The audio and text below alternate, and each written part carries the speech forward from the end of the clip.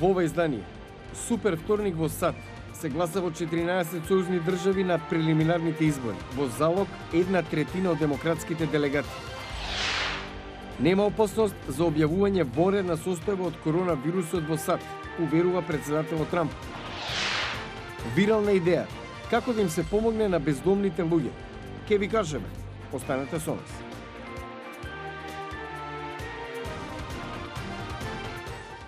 Добро вечер. Ова е ТВ журналот Ньюсфлеш на гласот на Америка на македонски. Јас сум Јане Бојаджиевски. 14 сојузни држави во САД денес гласаат за демократската председателска номинација. Речи се 1/3 од делегатите ќе бидат освоени во овој процес, од кои најмногу во Калифорнија. Еве ги најновите моменти. По изборите во Ајова, Њу Хемшир, Невада и Јужна Каролина, овој така наречен супер вторник представува индикација како ќе се одвива процесот на избор на демократската номинација на национално ниво. Сенаторот од Вермонт Берни Сандерс води меѓу демократските кандидати, со 58 освоени делегати досега. Но, по победата во Јужна Каролина, Бајден излезе со 50 освоени делегати. На изборите, денес првпат се гласи за поранишниот градоначелник од Њујорк, Мајк Блумберг. Во време кога расте бројката на заразени случаи и жртви од коронавирусот во САД, председателот Трамп увери дека нема потреба од објавување воредна состојба на национално ниво. Имавме состанок со фармацевските компании. Ме уверија, наскоро може да пронедат вакцина. Мошне брзо, рече Трамп. Секретарот за одбрана Марк Еспер рече дека САД ќе почнат со делумно повлекување до бројката од 8600 војници во Авганистан во следните денови. А за ситуацијата со бегалците и можноста од нов бран на границите кон Северна Македонија. Председателот Пендаровски, како врховен командант, беше на јужната граница кон Грција, ги провери капацитетите на армијата. Деталите од Владимир Мирчевски. Ситуацијата на македонско-грчката граница засега е мирна. Информациите на надлежните се дека нема зголемување на бројката на мигранти, дека се уште нема конкретни најави за можен нов бегалски бран по комплицирањето на состојбата на премините од Турција кон Грција, каде се блокирани илјадници мигранти. Границата ја чуваат и единици на МВР и армијата, како и припадници на Фронтекс.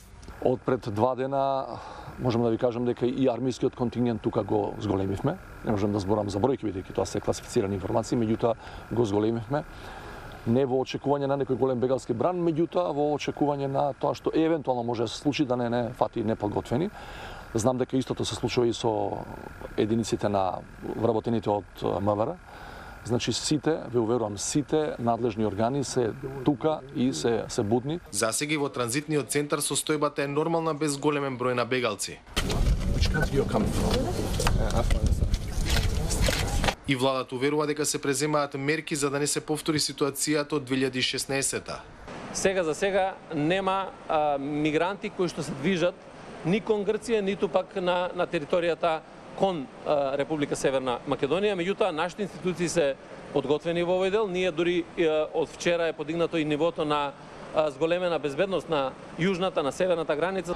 Ситуацијата на грчко-турската граница ескалираше откако властите во Анкара, која на своја територија има околу 4 милиони бегалци, најавија дека веќе нема да ги запираат мигрантите во намерата да стигнат до земјите на Европската унија. Од минатата недела илјадници бегалци се обидуваат да преминат од Турција на грчка територија. За гласот на Америка, од Скопје, Владимир Мирчевски. Последните 5 години Русија успеваше да го одржува деликатниот сојуз на ривалите во Сирија, приклучувајќи му се на Иран во поддршката за сирискиот диктатор Башар ал-Асад, додека е во партнерство со Турција, непријателот на Дамаск во совладувањето на исламската држава. Но за последните борби известува Чарлс Мейнс од Москва. Од влегувањето во граѓанската војна во Сирија во 2015-та, Русија одржува сложена мрежа на алијанси што ја обкружуваат незината воена кампања. Имено, председателот Владимир Путин ја поддржува сириската влада на Башар ал-Асад во Дамаск. И ги става настрана разликите да се сојузи со Иран, но најизненадувачка беше врската со Турција. Непријател на Дамаск, турскиот лидер Реджеп Тајип Ердоган работеше со Кремљ против заедничкиот непријател Исламската држава. Не сакам да кажам дека се сојузници, не. Партнери, да, но во исто време тие се непријатели. Главната задача на Русија е да ја зачува позицијата на Башар ал-Асад. Тоа е рускиот политички курс во Сирија и на Блискиот Исток. Контрадикцијата сега става две држави на пат на судир во Идлиб, територија во северозападна Сирија, што е едно од последните упоришта на опозицијата на владењето на Асад. Судирот последните недели предизвика разместување на 900.000 жители кои бегаат кон сириско-турската граница. Турција ветува дека ќе заштити територијата и преостанатите бунтовници по секоја цена.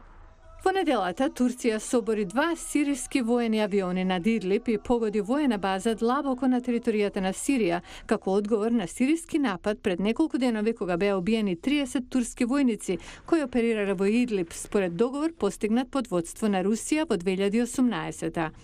Турција не ја обвини Москва за смртта на војниците, но бара Русија да стори повеќе.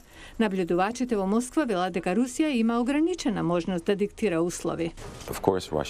Се разбира дека Русија сака да има влијание во Дамаск, но од друга страна Русија е заглавена во Сирија. Не може да му каже на Дамаск, ако не го сториш ова, ние ќе си заминаме. Русија има поголеми амбиции на Блискиот Исток. Тоа е врзано со опстанокот на Асад, затоа Русија нема избор и мора да го поддржи Дамаск во судирот со Анкара. Наблюдувачите исто така тврдат дека Русија не сака директна конфронтација со Турција, зашто Турција е членка на НАТО, ниту пак сака да ги саботира договорот за оружје, нафта и нуклеарна енергија од односите на Турција со Запад. Воена конфронтација меѓу Русија и Турција нема да има, и покрај сите декларации. Од тоа нема корист ни една од двете страни. Тоа е ситуацијата додека Ердоган заминува во Москва во четврток за средба со Путин. Изненадувачка едноставна идеја да им се помогне на бездомните луѓе се прошири вирално во светот.